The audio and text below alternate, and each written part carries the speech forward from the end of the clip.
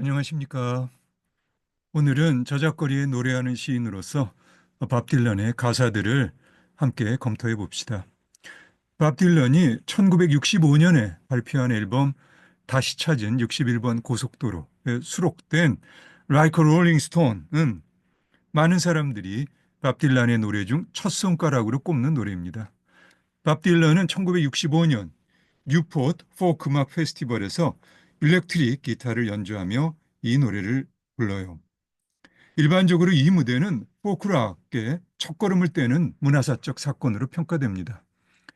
전기적 방식으로 증폭되는 악기를 포크 음악에 접목시킨 밥 딜런 특유의 도전적인 시도는 그 당시 포크 음악 페스티벌의 전반적인 분위기를 생각해 볼 때 그 대담함이 엄청나죠. 뿐만 아니라 50년대 젊은이들을 사로잡았던 락앤롤이 60년대 락으로 전개될 때 이 무대는 음악적 표현에 있어서 무언가 새로운 시대가 오고 있음을 알리는 전유의 진군나팔 같은 측면도 있지 않나 나는 생각합니다. 그래서인지 라이커 롤링스톤은 미국의 잡지 롤링스톤에서 설문조사한 시대를 가로질러 위대한 노래 50곡에서 2004년, 2010년 두 차례에 걸쳐 1위를 차지합니다. 이 잡지의 이름이 롤링스톤인 것도 우연은 아닐 거고요. 라이커 롤링스톤이란 노래는 저작거리에 노래하는 시인을 다루는 우리 맥락에서도 흥미롭습니다. 시인이 사람들을 만나는 저작거리에서는 상황과 필요에 따라 무슨 일이든 벌어질 수 있어요. 때로는 빨래판을 악기로 삼을 수도 있고 이가 아니면 잇몸으로 판을 벌릴 수도 있습니다. 기타가 어쿠스틱인지 일렉트릭인지가 중요한 게 아니죠. 물론 지금까지도 이 무대를 밥 딜런의 변절로 보는 사람들이 없지 않지만 저작거리로 나갈 때는 이런 원칙주의자들과 부딪힐 각오를 해야 합니다. 밥 딜런은 이 노래를 통해 저작거리에 노래하는 시인으로서 필요한 됨됨이를 보여줍니다. 뿐만 아니라 이 노래에는 이런 됨됨이에 대한 밥 딜런의 자세가 애두르지 않고 잘 표현되어 있어요. 구르는 돌멩이처럼이란 표현은 부르는 돌에는 이끼가 끼지 않는다는 격언에서 나온 제목입니다. 이 격언에서 구르는 돌은 부정적인 의미를 띠고 있습니다. 자꾸 굴러다니면 재물을 모을 수 없다는 정도로 이 격언을 이해해도 무방할 거예요. 그런데 밥 딜런은 이 노래의 되풀이 되는 후렴 부분에서 일렉트릭 기타와 전자오르간과 드럼에 맞춰서 Like a Rolling Stone 이걸 외치는데요. 그 느낌이 좀 다릅니다. 뭔가 삶에서 바닥을 치고 있는 누군가를 놀리는 것 같기도 하고 실제 가사도 그렇긴 합니다만 그래도 마지막 문장 구르는 돌멩이처럼은 적어도 나에게는 왠지 홀가분해진 느낌이 있습니다. 누군가가 지금 완전히 잊힌 인간이 되었는데 모든 걸 혼자 해결해야 하고 집이라곤 갈 곳도 모르는데 그래서 기분이 어떠냐고 밥 딜런이 놀리는 듯 묻고 있는데 그런 처지에 놓인 사람이 다름이 아닌 밥 딜런 자신이 아닌가 이를테면 그런 느낌이에요.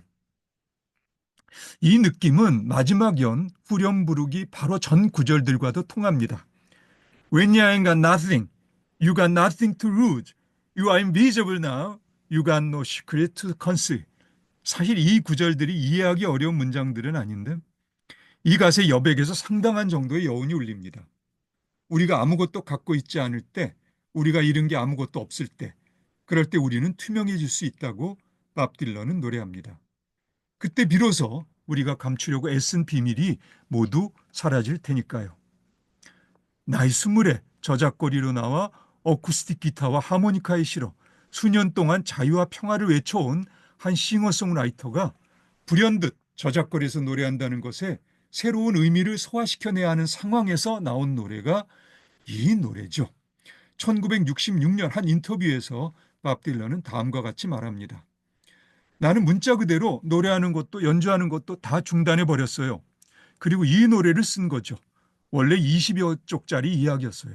한 편의 긴 토 나오는 이야기. 예, 이렇게 구르는 돌멩이처럼이 나온 겁니다. 예, 밥 딜런은 이 노래를 쓸 당시의 상황을 한마디로 구토로 정리했습니다.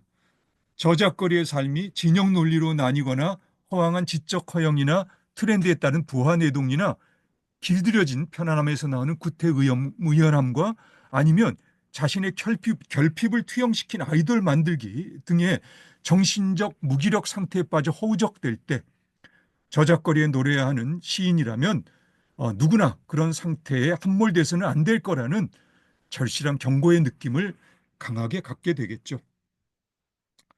저작거리라는 곳은 상품을 팔고 사는 곳입니다. 통속적인 욕망과 물질적인 계산으로 가득 찬 이곳이 저작거리에 노래하는 시인이 존재하는 곳이에요.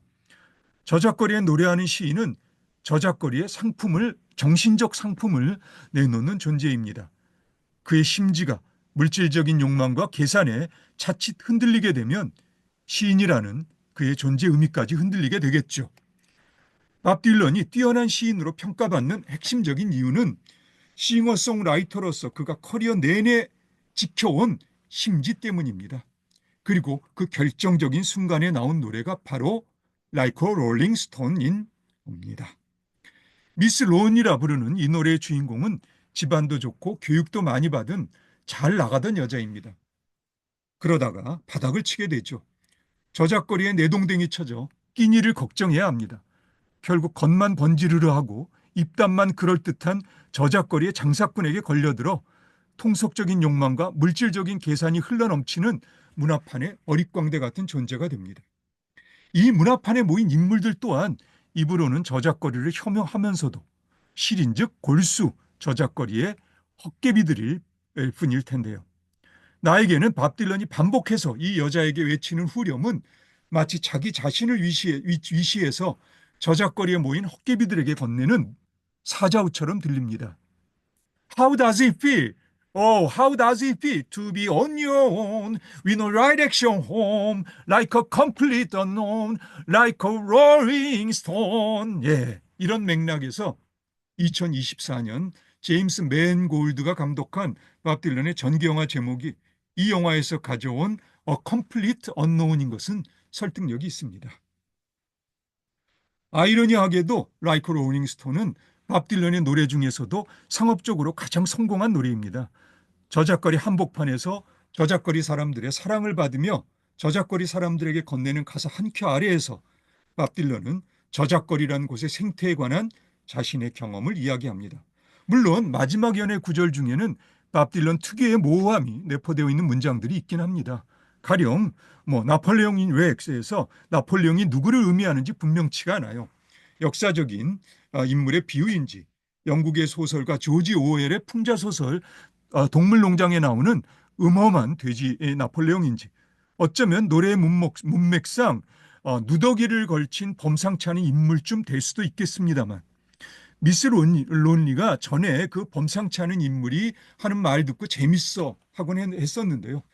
밥 딜런은 이제 삶에서 바닥을 친 미스 론리가 그를 찾아가야 할 시간이라고 그가 미스 론리를 부르고 있고 미스 론리는 그를 거부할 수 없을 거라고 노래합니다.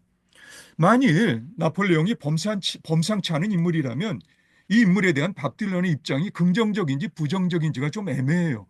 그런데 이런 애매함이 무언가 상징주의적 효과를 노린 의도적인 것이라기보다는 그냥 그 자신이 아직 이 부분에 관한 한 입장이 명확하게 정리되지 않았음을 그대로 드러내는 것으로 적어도 나에게는 보입니다. 이 부분에 관해서는 한참 후에야 그의 입장이 정리됩니다.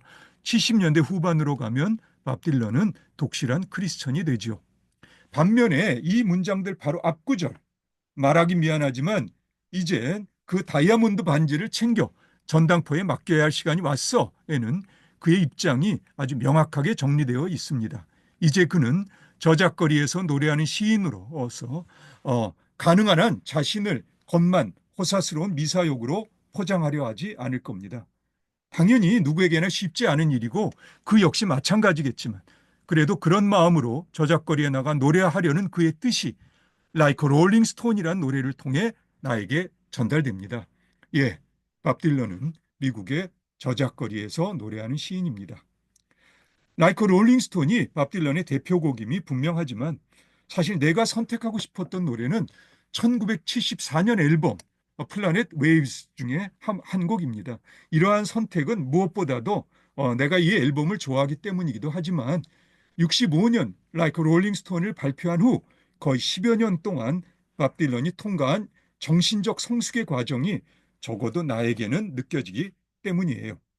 처음에는 이 앨범 중에서 Forever Young을 선택하려 했습니다. 이 노래는 밥 딜런이 어린 아들에게 불려주려고 만든 노래인데요. 딜런 본인이 이 노래를 무척 아껴서 앨범 A면과 B면의 느린 버전과 빠른 버전으로 들어가 있습니다.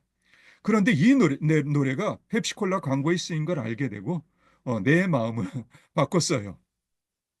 Forever Young이 그렇다면 그 다음 선택은 Going Going Gone입니다. 이 노래 제목도 딱 내 취향입니다. 아, 자, 그럼 저작거리 노래하는 시인으로서 밥 딜런을 고잉 고잉 곤으로 마무리합시다. 이제 밥 딜런의 노래에서 일렉트릭 기타는 노래와 함께 뗄래야 뗄 수 없는 멋진 경험을 창출합니다. 가사만으로는 느낄 수 없는 체험입니다. 유튜브에서 이 노래를 직접 들을 수 있으니까요. 라이브보다 음반 버전으로 들으시길 추천합니다. 링크 걸어놨어요. 이 노래에서 밥 딜런이 So I'm going, I'm going, I'm going을 주문처럼 읊조리는 뜻은 지금까지 너무 빡세게 살아왔어서 이제는 좀 느슨하게 살아보겠다는 겁니다. 그런데 번역의 과정에서 이 노래의 두 번째 연이 그 여백에서 나에게는 강한 울림을 줍니다. 사실 두 번째 연의 가사에서 어려운 단어는 하나도 없는데 문법적으로 단어 하나하나 의미의 의미는 해석하기가 쉽지 않아요. 두 번째 연 첫 줄의 문장은 I'm closing the book으로 시작합니다. 그러니까 책을 덮겠다는 거죠. 그런데 이어지는 문장이 on the pages and the text예요. 이 문장에서 전치사 on의 용법이 나에게는 어렵습니다. 더 나아가 the pages and the text가 이런 식으로 병렬되어야 할 특별한 이유가 있는지도 잘 모르겠어요. 아무래도 내 생각에 전치사 on의 역할은 밥 딜런이 책을 펼쳐서 페이지들과 그 페이지들에 내포된 텍스트의 의미를 붙들고 씨름하다가 그냥 펼쳐져 있던 책을 탁 하고 덮어버리는 액션을 담당하는 것 같습니다. 이를테면 오프의 의미라고나 할까요? 그러고는 다음엔 뭔 일이 벌어지든 나는 상관 않겠어. 라고 오라는 감탄사까지 동반한 문장이 나오고 나서 간다 간다 가버린다로 연이 마무리되죠. 그런데 만일 내가 이 부분을 이렇게 번역하면 서른 중반에 접어든 밥 딜런의 내면이 적지 않게 궁금해집니다. 솔직히 아무런들 어떠랴 다음 페이지에 무엇이 쓰여 있든 말이지. 나는 그저 I'm going, I'm going, I'm gone. 예, 아직 내가 펼쳐보지 못한 하지만 다른 이들이 나보다 앞서 펼쳐본 책에 다음 페이지에 무엇이 쓰여 있는가를 항상 궁금하게 생각해온 나에게는 밥 딜런의 가사 여백에서 이렇게도 해석할 수 있는 의미 영역을 훑기 스쳐본 충격이 적지 않아요. 이런 정도로는 내려놓아야 가사에 간다 간다 가버린다라는 구절을 제대로 쓸 수 있겠죠. 사실 저작거리의 많은 사람들도 그렇게 삽니다. 나처럼 지적 허영에 목을 메고 다음 페이지를 붙들고 늘어지는 사람들도 적지 않겠지만 말이죠. 이 노래 세 번째 연의 시작 부분에서 밥 딜런 자신 I've been hanging on threads라는 표현을 씁니다. 1974년 Going Going Gone을 발표한 후 밥 딜런은 1976년 순회 공연에서 내가 지금 씨름하고 있는 이 노래 두 번째 연의 가사를 몽땅 갈아버려요. 그리고 1978년 순회 공연에서는 이 두 번째 연을 포함해서 노래 가사 전체를 대폭 바꿔버리고요. 그렇다면 그는 가사에서 말하고자 하는 바는 유지하면서도 점차로 저작거리에서 좀 더 많은 사람들이 쉽게 이해할 수 있는 일상적인 표현으로 노래를 바꿔가는 걸까요? 편곡도 마찬가지고요. 이런 유연함이야말로 이 노래 첫 번째 연, 첫 번째 문장 I've just reached the place where the willow don't bend에서 갈대라는 단어가 의미하는 속뜻이 아닐까요? 이런 의미에서 이 유연함이야말로 저작거리 노래하는 시인들의 생명력이 아닐까 나는 생각합니다. 이제 밥 딜런은 누구라도 다 아는 것처럼 노벨 문학상을 받은 미국의 저작거리에서 노래하는 시인입니다. 만일 노벨 문학상에 어떤 의미가 내포되어 있다면 나에게는 그것은 이런 의미입니다. 예, 밥 딜런은 저작거리에 하지만 기꺼이 자기 자신을 포함한 저작거리의 권력과 그리고 당연히 저작거리 너머에서 위세가 등등한 제도권 권력과도 맞짱 뜰 수 있는 노래하는 시인입니다. 예, 오늘은 이렇게 밥 딜런을 마무리하겠습니다. 수고 많으셨습니다.